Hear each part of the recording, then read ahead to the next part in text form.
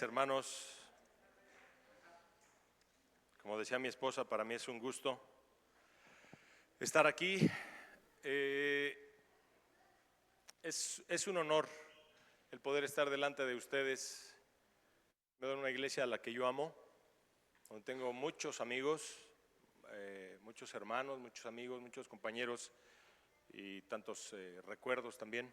Así que es una bendición poder estar. Gracias, Pastor Chucho, Rubén, Beto, en fin, los pastores Memo y Johnny, por la invitación.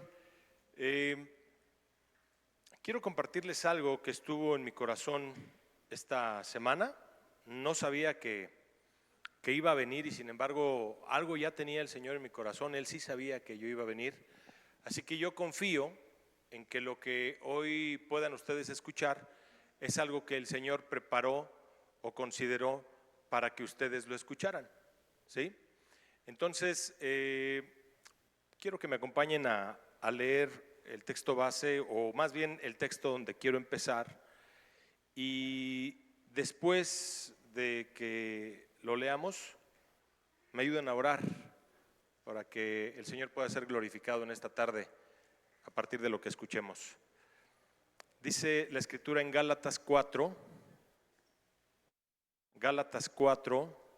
capítulo del 4 al 7. Gálatas 4, del 4 al 7. Dice la Escritura: pero cuando se cumplió el plazo, Dios envió a su Hijo, nacido de una mujer, nacido bajo la ley, para rescatar a los que estaban bajo la ley, a fin de que fuéramos adoptados como hijos. Ustedes, dice Pablo a la iglesia de Galacia, ya son hijos. Dios ha enviado a nuestros corazones el espíritu de su Hijo que clama: Abba, Padre. Así que ya no eres esclavo, sino hijo. Y como eres hijo, Dios te ha hecho también heredero. Amén. Acompáñenme a orar. Padre, es en ese nombre precioso y maravilloso de nuestro Señor Jesucristo que hacemos todas estas cosas, Señor. La reunión que hay en este momento tiene como objetivo el nombre de nuestro Señor Jesucristo.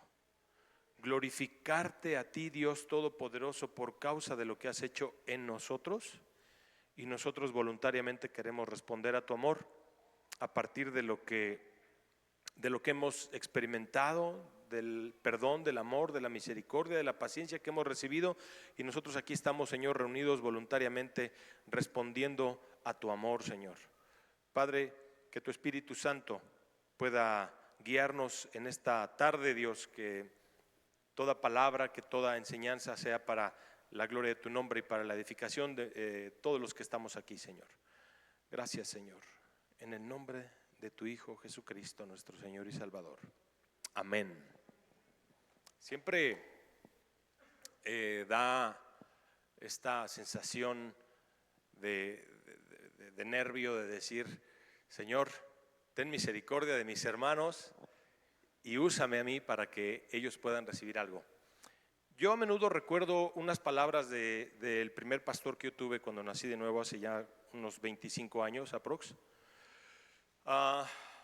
Él decía que la predicación no es de aquí para el frente, sino es de aquí atrás. Es decir, que también abarca al que está enseñando la palabra. Cuando normalmente nosotros, los que han desarrollado algún estudio y han compartido la palabra, pueden darse cuenta que primero como que el Señor trata con nosotros, habla a nuestro corazón para que una verdad habla a nosotros, para que entonces la entendamos, la asimilemos, y cuando la podamos exponer, entonces la expongamos desde el entendimiento, desde esta claridad que el Señor ya nos permitió previamente.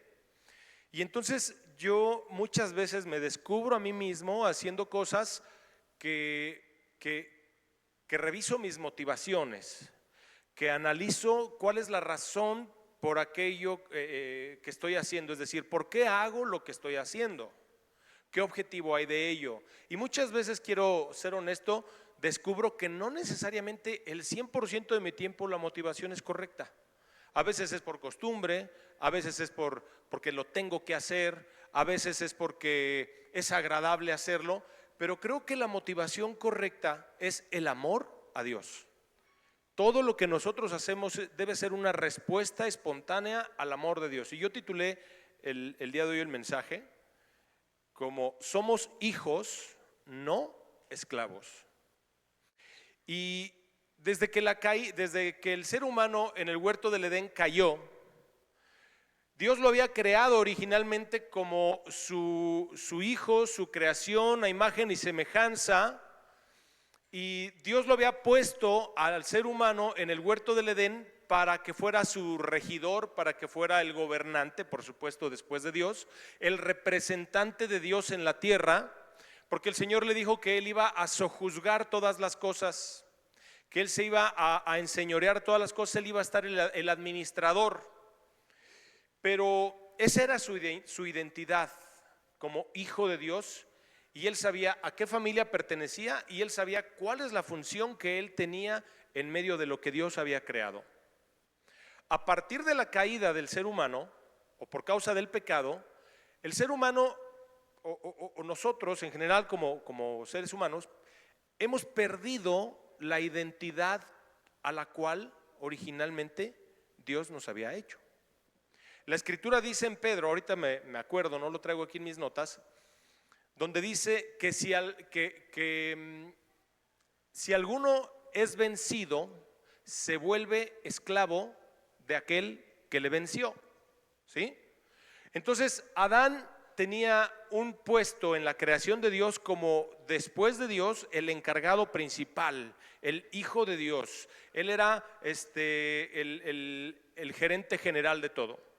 Pero cuando él en la caída, en la tentación con Satanás pierde, se vuelve esclavo, por eso es que pierde esto, y entonces ahora la Biblia le asigna títulos al enemigo como el Dios de este siglo, y entre otras cosas ahora el hombre prácticamente perdió su identidad y nosotros entramos en esclavitud.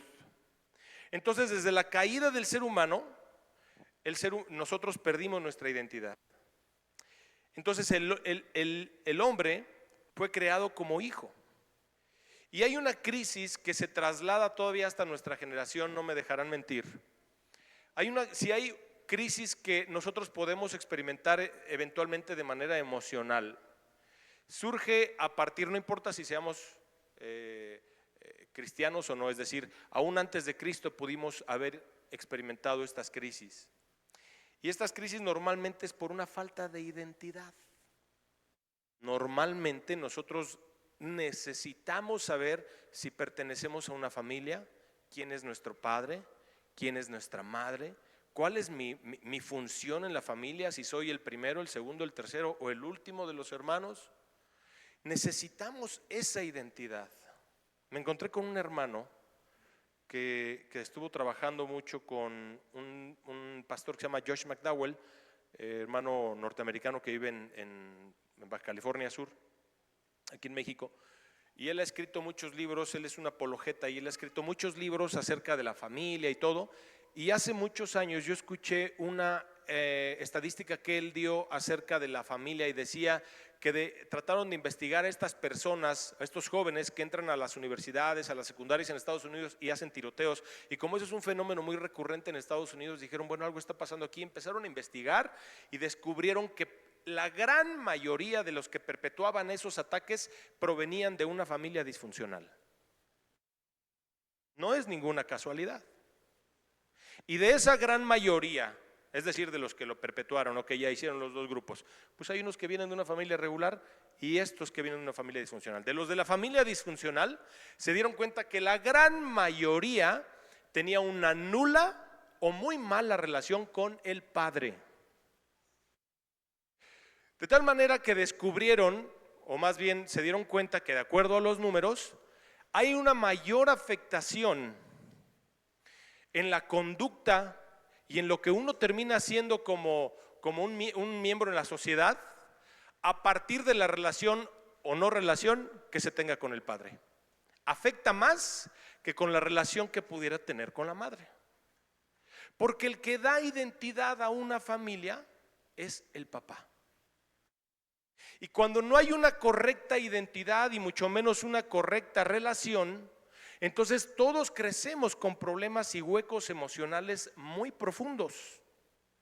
Y entonces estamos tratando de llenar esos huecos profundos a nivel humano con cosas, con actividades, queremos llamar la atención. Por supuesto que cuando venimos a Cristo empieza un proceso de restauración maravilloso en nuestro corazón. Primeramente hemos sido creados para tener un encuentro con Dios. El hueco más grande que nosotros tenemos es no tener una identidad con nuestro Padre. Y cuando venimos a Dios y entonces nos volvemos parte de su familia y tomamos nuestra identidad, ahora Él empieza un proceso de restauración a nivel emocional por lo que vivimos en la tierra. En mi caso, como padre, yo tuve un buen padre, pero a mí me tocó, yo soy el menor de 9, me tocó muy poco tiempo convivir con él murió joven. Y yo les puedo decir que en mi caso su ausencia marcó de una manera muy especial, y a mis hermanos diferente, por supuesto cada uno, pero también lo hizo. Y nuestra referencia fue un buen padre, pero de repente por causa de un accidente falleció a los 55 años de edad. Y eso marcó nuestras vidas. Y yo les puedo decir que como joven experimenté N cantidad de dolores, de sufrimiento, de traumas, de necesidades, de esta falta de la presencia de un padre que te diera la identidad, que te mostrara el rumbo, que te reprendiera, que te corrigiera, que te aconsejara, que se riera contigo, que viviera contigo. Es probable que muchos de los que estén aquí sentados no tuvieron una buena relación con su padre. No me quiero ir por ahí, pero es probable. Y sin embargo, lo que quiero decirles es que si hemos encontrado una identidad en Dios, Dios ha prometido llevarnos a una plena restauración. Necesitamos una identidad a una familia, una identidad que indique a quién pertenecemos, cuál es nuestro papel. Necesitamos en general una identidad como individuos, y como hijos de Dios necesitamos entender cuál es nuestra identidad. Si ya has conocido al Señor Jesucristo, no que hayas oído de Él, no, que ya conoces de Él, que le has entregado tu vida, que perteneces al cuerpo de Cristo. Ahora hay una trayectoria en la que veníamos nosotros sin identidad y venimos y nos encontramos con el Señor, pero hay una naturaleza pecaminosa que todavía se revela, hay una naturaleza pecaminosa que todavía nos lleva a dudar, a no creer. Y entonces me gustaría recordar, así casi por cada frase que voy a decir a continuación hay textos, y seguramente que no voy a mencionar todas las que dice la Biblia, pero quiero que sepas que lo que dice la Biblia acerca de nosotros es cierto. Todo lo que dice la Biblia acerca de nosotros es cierto. ¿Sí están de acuerdo? Fíjense lo que dice la Biblia para que nosotros entendamos cuál es nuestra identidad. La identidad que nosotros tenemos no tiene nada que ver con el estado de ánimo que tengamos hoy. Es con lo que el Señor ha dicho que somos. La Biblia dice que somos adoptados. Ustedes saben que cuando uno tiene un hijo biológico, pues el hijo biológico es. Yo no lo escojo y lo amo porque proviene de mis entrañas, es mi hijo. Pero si alguien aquí ha adoptado, el padre o la madre escoge. Como hijos biológicos, pues simplemente estamos, pero cuando tú escoges, ese se vuelve especial. Tú estás eligiendo a esa persona. Somos adoptados y como hijos adoptados tenemos los mismos derechos que los hijos naturales, ¿cierto? Somos adoptados, por lo tanto somos hijos, somos redimidos, somos amados por Dios, somos perdonados obviamente, somos coherederos como leíamos al inicio, somos, dice la Escritura, real sacerdocio, nación santa, pueblo adquirido por Dios, somos embajadores, somos la iglesia, somos la novia de Cristo, somos el cuerpo de Cristo, somos la luz del mundo, somos la sal de la tierra, somos testigos de Cristo, somos más que vencedores, somos santificados, somos el pueblo de Dios, somos el Israel espiritual, somos los pámpanos unidos a la vid, somos las ovejas del buen pastor, somos hermanos en Cristo y de Cristo, somos el templo del Espíritu Santo y somos su especial tesoro. Wow, hermano, por cada frase que dije hasta puede haber una enseñanza. Seguramente alguna me faltó y ustedes están acordando, y faltó decir eso, amén.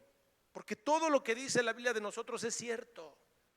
Aunque yo hoy en la mañana me levanté con un ánimo triste, no importa, eres todo esto y más de lo que acabamos de decir. ¿Qué ha hecho Dios en nosotros? Hemos sido trasladados de las tinieblas a la luz admirable de nuestro Señor Jesucristo. Estamos sentados en lugares celestiales con Cristo Jesús. Nuestros nombres están escritos en el libro de la vida. Se nos ha dado un nuevo corazón y en nosotros el Señor ha puesto su espíritu, que son las arras, la promesa, la garantía de que un día estaremos con Él para siempre. Ya estamos con Él, pero un día experimentando su presencia en plenitud. El pecado nos ha cegado, pero Cristo nos devolvió la vista. El pecado nos mató, pero Cristo nos dio la vida. El pecado nos esclavizó, pero Cristo nos dio la libertad. El pecado nos extravió, pero Cristo nos mostró el camino, la verdad y la vida. Dale un aplauso para el Señor, de verdad es para Él.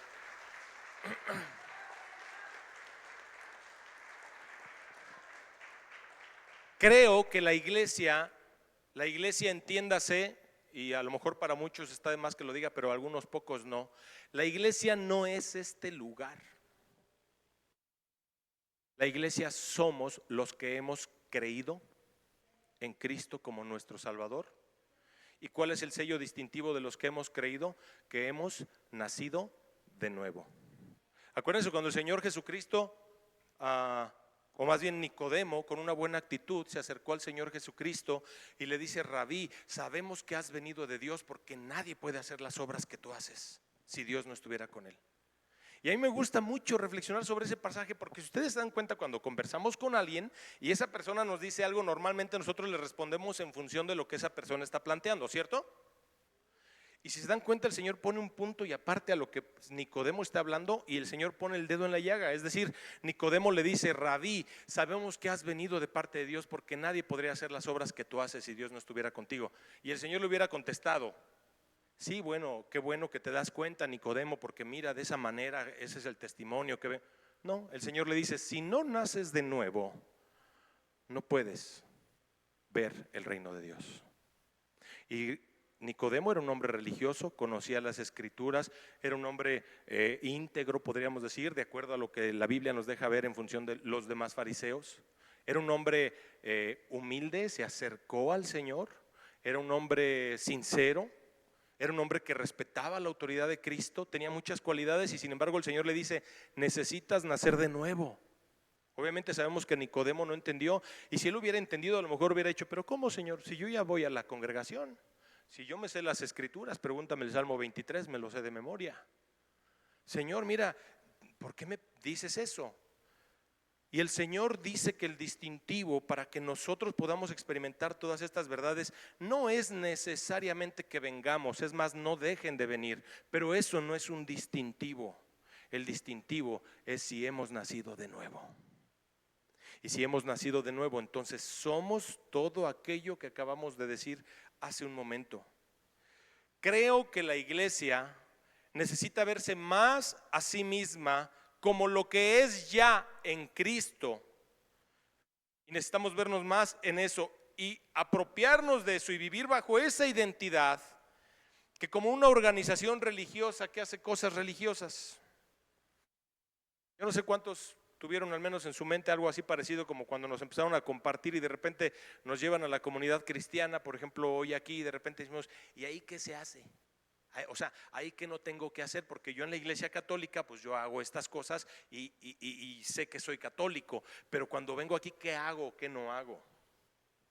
El cristiano no es lo que hace, sino lo que es. ¿Sí me doy a entender? El Señor Jesús nos ha dicho que Él nos ha perdonado. La escritura desde Jeremías dice, porque con amor eterno te he amado. El pecado trae muchos engaños a nuestra vida, hermanos, muchos engaños. Uno de ellos es confundirnos acerca de nuestra identidad. El pecado como una naturaleza dentro de nosotros que nos lleva nos impulsa a hacer cosas que Dios no quiere que hagamos, o que nosotros, como decía el apóstol Pablo en Romanos 7, descubre esta lucha en su corazón. Dice, porque quiero hacer el bien, pero no puedo, y descubro que en mí hay una batalla, y entonces ahí se ve que hay esto en nosotros. Esto es el pecado como esta naturaleza entre nosotros, pero también está el enemigo, al cual no le vamos a dar mucha gloria, pero no vamos a ignorar sus maquinaciones, dice la Escritura, porque no ignoramos, dice la Escritura. Entonces, el enemigo quiere confundirnos acerca de nuestra identidad, y por causa de nuestro pecado, pues nosotros caemos fácil en la trampa. El enemigo fue creado por Dios. Él no es creador de nada. Él no es creador de nada. En todo caso, lo único que hace es replicar las mentiras que le han funcionado a lo largo de los siglos. Pero el enemigo, al ser una criatura de Dios, fue creado para servir. Él fue creado con un propósito para servir, y como un servidor de Dios, su mentalidad es hacer lo que tiene que hacer para que entonces alcance a realizarse en aquello para lo que él fue hecho. Es decir, que él tiene en la mente, en su corazón, o tenía originalmente, este asunto de quiero hacer bien las cosas originalmente para que entonces yo me sienta realizado. Él sí fue creado para eso. Nosotros como hijos, por ejemplo, ahí está mi hijo de 1 año por ahí, pero ustedes también, muchos de ustedes tuvieron y tienen hijos pequeños. ¿Qué tiene que hacer un hijo para ser amado y aceptado por el padre? Nada. Nada. Nosotros no tenemos que hacer nada para ser amados y aceptados por nuestro Padre. Esto debería darnos algo de descanso a nuestro corazón, porque yo no tengo que hacer como un requisito que alcanzar para entonces que Dios esté contento conmigo. Yo no tengo que hacer nada. Nosotros fuimos creados originalmente como hijos de Dios para gobernar en este mundo representando a Dios en medio de todo lo que Él había creado. Los ángeles no fueron hechos a imagen y semejanza de Dios. Tú y yo sí. Yo no sé cómo habrá sido. A veces he hecho volar mi imaginación. Pero ustedes se imaginan que dice la Escritura que cuando ya Adán y Eva estaban en la tierra, pues por ahí andaba ya el enemigo, ¿verdad? Yo no sé si él vio este proceso, pero ustedes se imaginan lo que debió ser para él ya habiendo caído, que Dios con sus manos tomó del polvo de la tierra y formó un ser humano, y ha de haber dicho, y ahora esto no tiene comparación, esto yo no lo había visto antes. ¿Qué está haciendo Dios? Mira. Y de repente ve que ahí está un cuerpo inerte perfecto. Y de repente Dios en él sopla aliento de vida, y toma vida, y entonces tiene una relación con Dios, y él se deleita en la presencia de Dios. ¿Ustedes creen que a Satanás le dio mucho gusto eso? Él no tiene ninguna consideración para nosotros. Él nos odia profundamente. La vida en Cristo no es un juego, decía un hermano, no es un picnic, es una guerra. Porque están de por medio las almas de tu familia, de mi familia, tu crecimiento, mi crecimiento, tu galardón, mi galardón. Si Él puede impedir que alguien crea, lo va a hacer. De hecho, ya lo ha hecho. en cuanto a lo que de él dependa, engaños, maquinaciones. Y ya que hemos creído y no pudo robarnos el regalo de Dios, quiere robarnos el galardón, quiere robarnos la unidad, quiere robarnos el amor entre nosotros, el perdón, quiere robarnos el entendimiento, quiere robarnos la paz, quiere robarnos la relación sana entre nosotros, quiere robarnos tantas cosas. Y nosotros somos ilusos muchas veces, hermanos.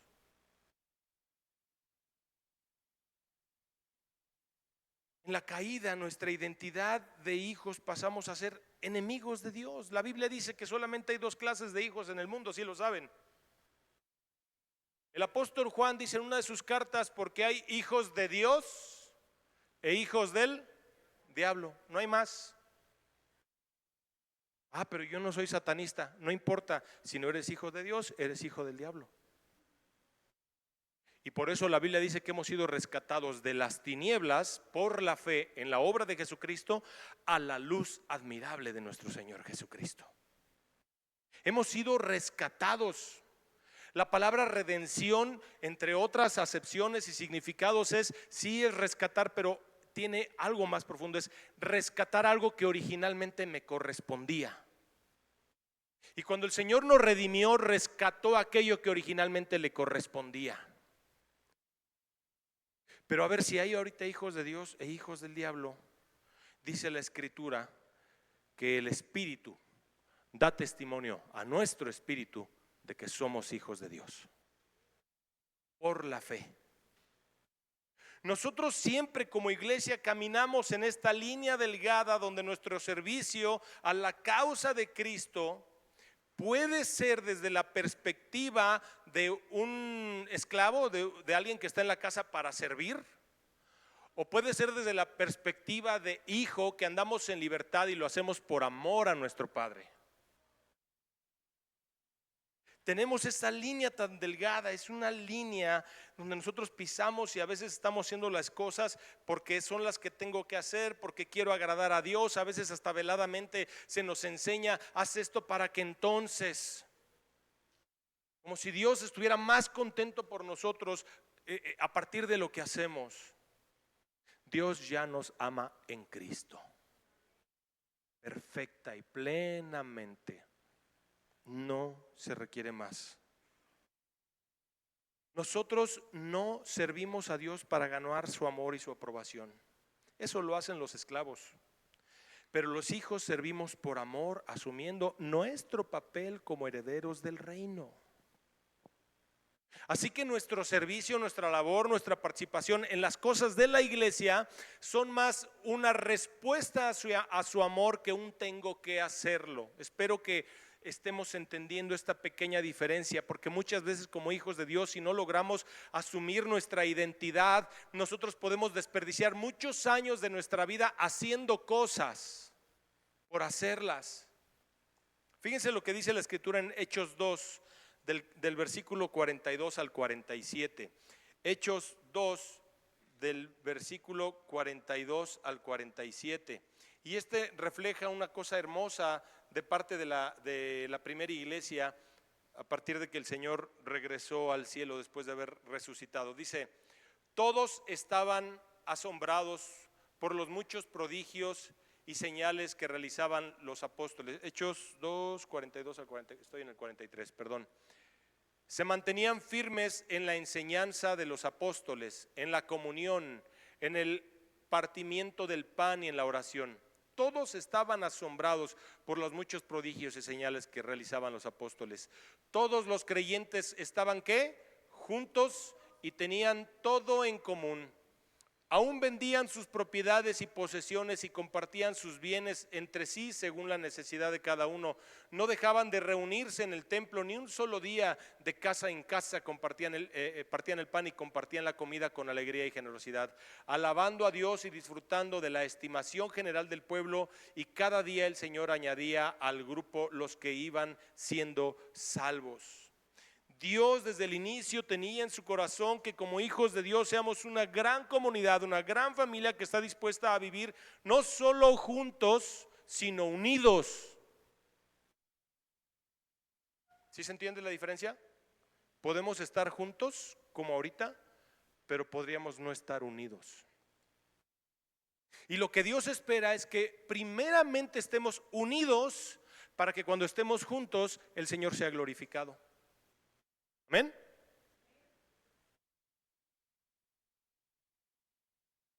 Porque de esa manera vamos a cumplir esos dos mandamientos que el Señor resumió.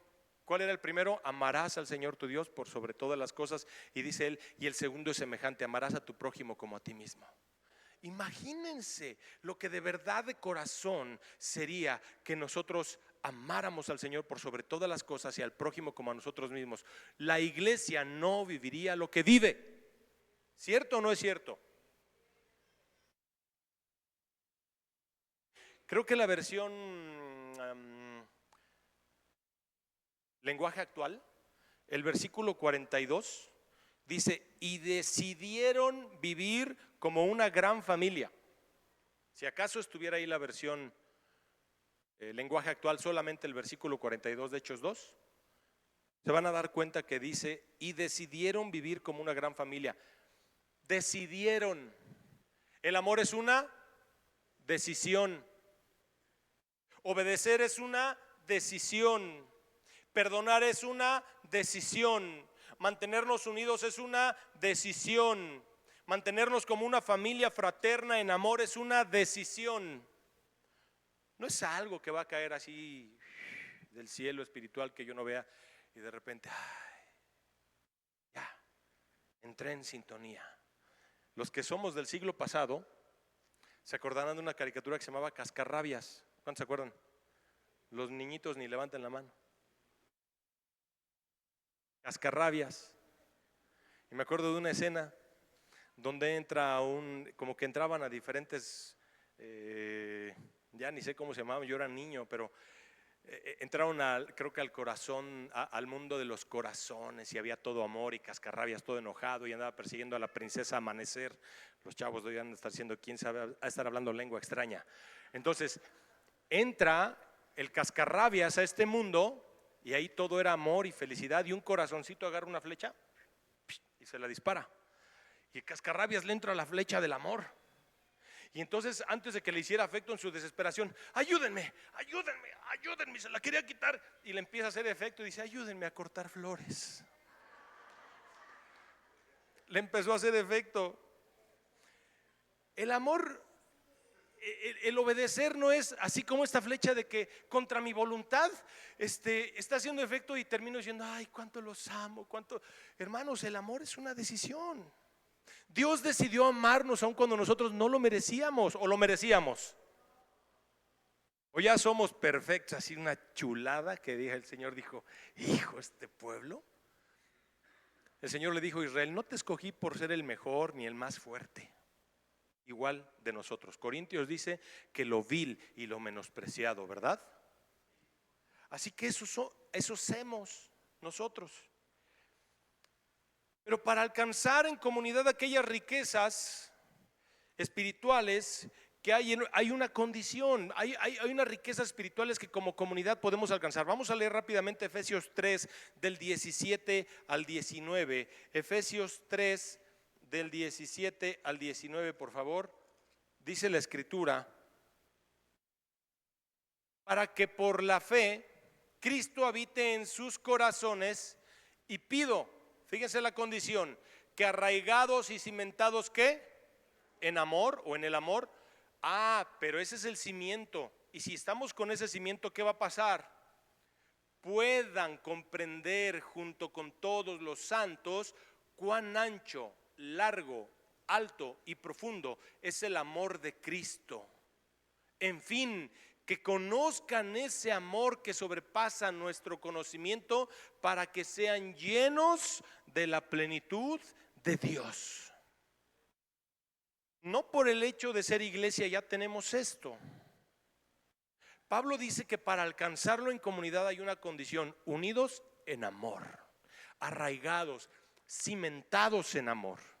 Cuando se decide vivir en familia, en la familia de la fe, muchas veces se acaba la luna de miel, porque veo cosas que no me gustan. Descubro personas que a mi parecer son volubles, que no me gusta cómo se comporta tal persona, que no apruebo las decisiones que toma, sea oveja o pastor.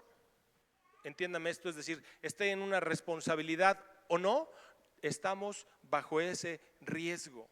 Y ahí es cuando la Biblia nos pide que decidamos vivir como familia, fundamentados en el amor. Es ahí que aceptemos nosotros el tiempo que estemos viviendo aún en esa adversidad como lo que Dios está usando para hablar a mi vida sin rechazar eso de facto. Sí, eso ya lo he oído varias veces, pero si tú supieras, hermano, el Señor Jesús no ha dicho que Él nos perdona y nos espera condicionadamente.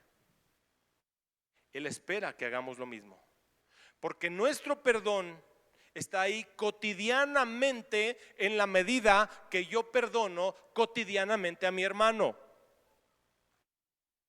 ¿Sí es cierto o no es cierto? Oye, les veo cara de espantados algunos. Ya no inviten a este pastor, hermano. Por eso es necesario que como hijos hagamos morir nuestra carne, hagamos morir lo terrenal en nosotros. Hay una frase que dijo Martín Lutero: creí que el viejo hombre se moriría en las aguas del bautismo, pero después descubrí que el desgraciado sabía nadar. Y entonces lo tuve que matar todos los días. No, sí, unos piensan, ya salió de las aguas.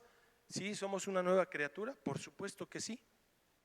Pero ¿qué significa? Que ya jamás voy a pecar, todos me van a querer, siempre me voy a portar bien, voy a ser rete obediente. ¿Verdad que sí? No, ¿verdad? Dice la escritura, el Señor dijo: si alguno quiere venir en pos de mí mismo, ya tiene que venir muerto, ya tiene que venir negado, sus derechos no cuentan. Niéguese a sí mismo, tome su cruz cada día y sígame. Es algo que el Señor está esperando que nosotros hagamos. El carácter paciente y perdonador de Dios hace que su espíritu me invite, me provoque a perdonar, a amar, a cargar la segunda milla para mi crecimiento y madurez, pero también espera que lo haga porque yo mismo necesito ser perdonado por otros. No solamente se trata de que, me cuesta trabajo perdonar a esta persona. Es que también a otras personas les va a costar trabajo perdonarme a mí. Y yo también necesito esa porción del perdón de otras personas. El problema es que nosotros pensamos que somos tan buenos, tan superiores, tan perfectos, y solamente los demás se equivocan, pero yo no. Y es más, cuando yo me equivoco no es tan grave, que se aguanten. Pero yo no puedo soportar lo que me hicieron. El carácter perdonador de Dios me invita, me desafía, me provoca a que yo perdone, a amar, a cargar la segunda milla. Para mi crecimiento, sí, pero para su gloria. Una iglesia puede funcionar sobre la base de la libertad gloriosa de los hijos de Dios, o aún puede funcionar sobre la base de siervos que tratan de ganar el favor de Dios. Lo primero, es decir, vivir como hijos en libertad, me lleva al crecimiento, a la plenitud y experimentar el servicio en gozo. Lo segundo me lleva al cansancio y a la frustración. Entonces ahí estamos, tranquilos. Necesitamos morir a nosotros y saber que todo lo que hacemos, lo que hagamos, es para el Señor. Lo hemos escuchado antes, ¿no? Nada nuevo estoy diciendo. Dios nos ha dado todo en Cristo, y en Cristo tenemos una nueva vida. Él nos hace que seamos, Él no espera que nosotros seamos, voy a decir un término a ver si lo entendemos, el viejo hombre esté tuneado. ¿Sí? ¿Se acuerdan de ese término en una serie? Está tuneado, o sea, el viejo hombre ya lo maquillamos, lo arreglamos. Dios no trabaja con el viejo hombre. El viejo hombre, entiéndase, la naturaleza pecaminosa, nuestro antiguo yo. El viejo hombre, ¿sabe cuál tratamiento le da el Señor? Lo pone en la cruz para que se muera. Está muerto. Con el viejo hombre no trato. Somos una nueva criatura en Cristo Jesús. Somos una nueva criatura en Cristo Jesús. Y Él espera que el Espíritu de Cristo opere en nosotros para que Cristo se manifieste a través de nosotros.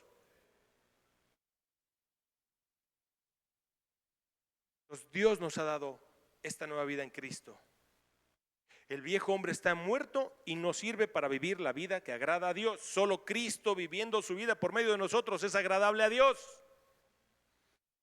Y alguien puede decir, es que eso yo lo he escuchado varias veces, pero no me sale. Necesitamos morirnos y venir de verdad en una relación individual con Dios y decir, Señor, llevo años escuchando esto, pero no es una realidad en mi vida. Con toda sinceridad me humillo delante de ti. Te pido perdón porque siempre he vivido con la identidad de esclavo o de huérfano. No tengo una identidad como padre. Yo vengo a la reunión de la iglesia porque pues es la religión de mis padres, estoy acostumbrado y sí me gustó, y pienso que como mis papás son cristianos, pues yo soy cristiano, y algunos papás piensan que como yo soy cristiano, mis hijos también. Dios no tiene nietos. Dios tiene hijos.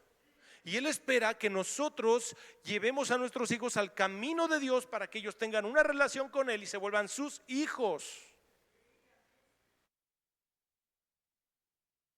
Colosenses 3, para entrar en la recta final, del 5 al 10, dice la Escritura, Colosenses 3, del 5 al 10. Por tanto, hagan morir todo lo que es propio de la naturaleza terrenal: inmoralidad sexual, impureza, bajas pasiones, malos deseos y avaricia, la cual es idolatría.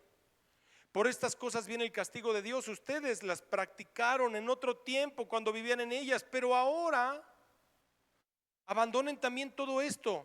No solamente lo que acabo de decir, sino además enojo, ira, malicia, calumnia y lenguaje obsceno. Dejen de mentirse unos a otros, ahora que se han quitado el ropaje de la vieja naturaleza con sus vicios y se han puesto el de la nueva naturaleza, que se va renovando en conocimiento a imagen de su Creador. Ya es como quitarme ahorita este saco. Ya esa es la vieja naturaleza, ya se acabó.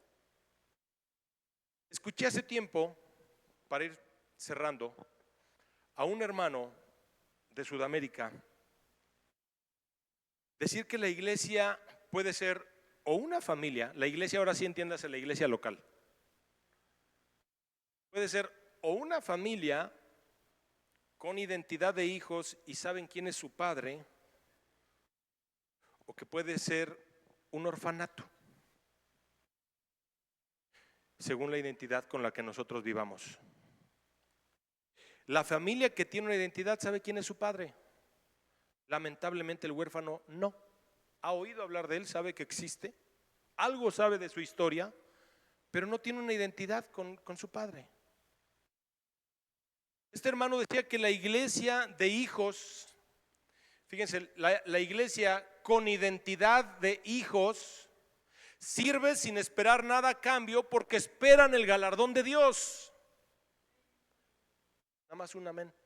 Sirve sin esperar nada a cambio porque esperan el galardón de parte de Dios. Debemos servirnos los unos a los otros como el Señor cuando lavó los pies, porque Él no estaba esperando, ay, si le lavo los pies a lo mejor, nada. Dijo, ustedes me llaman maestro y Señor y dicen bien porque lo soy. Así como yo hago, ahora ustedes háganse, sírvanse los unos a los otros. Pero la iglesia de huérfanos sirve para sus propias necesidades, para ser vistos y condicionalmente. Si me trata bien, le lavo los pies. Si no, no. Si veo un cambio, le voy a dar chance. ¿Sí o no?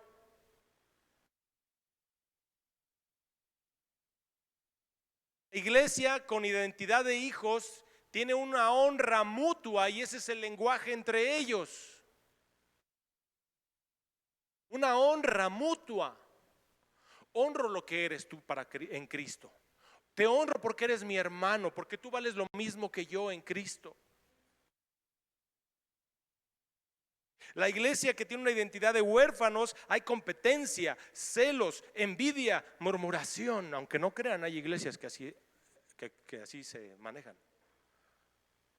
Gracias a Dios, porque nosotros estamos exentos de eso. Como decía la maestra de escuela dominical, creo que aquí lo escuché hace muchísimos años, O aquí lo conté yo, no me acuerdo. Pero la maestra de escuela dominical estaba enseñando a los niños la parábola del fariseo y el publicano. Y entonces le platica la historia donde dice que el fariseo levanta así los ojos al cielo y dice: Señor, te doy gracias porque no soy como yo ayuno, oro, doy diezmos, ofrendas, me sé la Biblia, no falto a la reunión, bla, bla, bla, bla, bla. Y el otro, sin levantar ni siquiera de vergüenza los ojos al cielo, decía: perdóname, Señor, ten misericordia de mí, que soy pecador. Y cuando acaba de dar la enseñanza a la maestra de escuela dominical, dice: ahora démosle gracias a Dios de que no somos como el fariseo.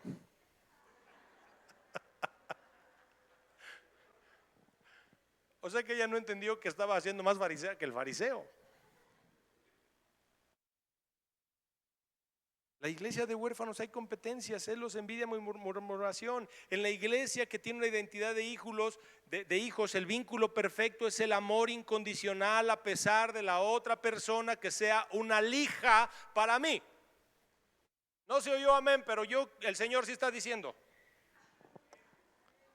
El amor es incondicional a pesar de que la otra persona en ese momento sea una lija para mí. Siempre pensamos en la lija que nos molesta y nunca pensamos que yo soy una lija para otro. Y entonces yo le dejo de hablar a la lija. Y cuando otro me deja de hablar porque yo soy lija, está loco. No entiende. ¿Quién sabe qué le pasó? Ay, sí. En la iglesia de hijos, entonces, el vínculo perfecto es el amor. La que tiene una identidad o falta de identidad como hijos de Dios, la relación son por conveniencia, por condición. Si tú haces esto, va, yo también. La iglesia, por último, que tiene una identidad de hijos, está descentralizada del hombre. Todos tienen comunión con Dios y asumen su rol en comunidad sin competencia. ¿Lo repito esto? No, mejor ya que se vaya. La iglesia que tiene identidad como hijos de Dios está descentralizada de los hombres. Entonces que dicen: entonces ya no hay que tener pastores. ¿No escucharon al hermano Rubén? No estoy diciendo eso, porque fíjense lo que dice. La iglesia de que tiene identidad de hijos de Dios está descentralizada de los hombres. Todos tienen comunión con Dios y asumen su rol en la comunidad sin competencia. La iglesia que tiene una falta de identidad, que son como huérfanos, hay idolatría y dependencia de los hombres. Nos necesitamos que haya ministros como los hay aquí, necesitamos que haya servidores, necesitamos que haya todo lo que tenemos, pero necesitamos asumir nuestra identidad como hijos de Dios. Concluyo con dos textos, no los voy a desarrollar, solamente los voy a leer. Gálatas 5:1 dice la escritura: Cristo nos libertó para que vivamos en libertad, por lo tanto manténgase firmes y no se sometan nuevamente al yugo de esclavitud. Ya hemos sido hechos libres, hermanos. Y por último, Romanos 8:15 dice la escritura: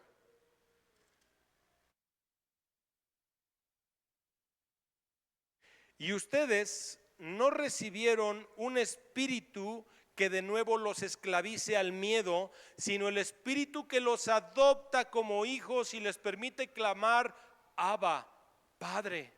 El espíritu mismo le asegura a nuestro espíritu que somos hijos de Dios, y si somos hijos, somos herederos, herederos de Dios y coherederos con Cristo, pues si ahora sufrimos con Él, también tendremos parte con Él en su gloria. Amén. Vamos a orar, hermanos. Que Dios permita que estas palabras a todos los que estamos aquí nos haga darnos cuenta que muchas veces hemos hecho cosas sin entender mi identidad, que he andado en una identidad de huérfano o de esclavo, y lo que Dios quiere es que yo disfrute quién soy en Cristo. Y a partir de entenderlo y disfrutarlo, lo que yo haga va a ser un servicio de olor grato, de olor fragante para Él. Amén. Padre, gracias te damos, Señor, en el nombre de Cristo Jesús por este tiempo, Señor. Queremos reconocer, Padre, que tú eres lo más importante, Señor, que tú eres más precioso, lo más glorioso, que tú eres santo. Queremos reconocer una vez más y proclamar aquello que hemos cantado, que hemos creído, que hemos orado, que tú eres nuestro Padre, que en Cristo tú nos has adoptado, que ya no somos huérfanos, que no somos hijos del diablo, que no somos esclavos, que nosotros ahora somos hijos tuyos. Y como somos tus hijos, dice tu palabra, de acuerdo a lo que acabamos de leer, entonces somos herederos tuyos, coherederos juntamente con Cristo. Te damos gracias, Señor, porque lo que hacemos, Señor, ahora entendemos o recordamos que no lo tengo que hacer para agradarte, para ganar tu favor, para obtener tu bendición, porque en Cristo nos has dado todo, Señor.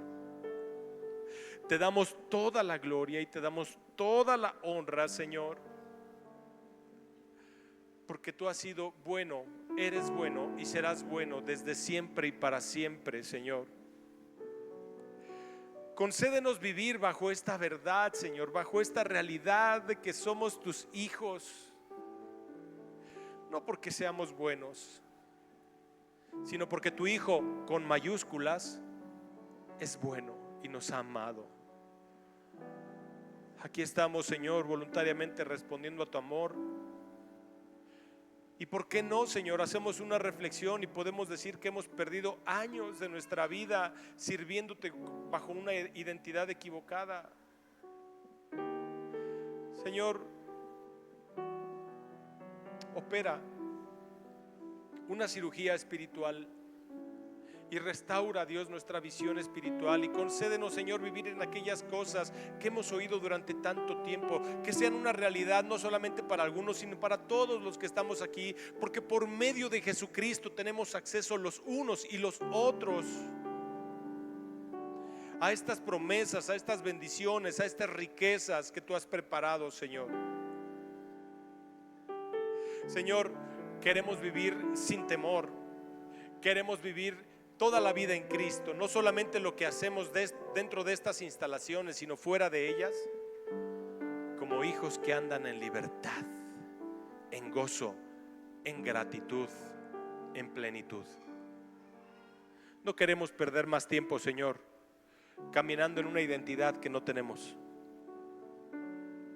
No queremos perder más tiempo. Tú eres nuestro Padre y nosotros somos tus hijos. El Señor Jesucristo es nuestro buen pastor y nosotros ovejas de su prado.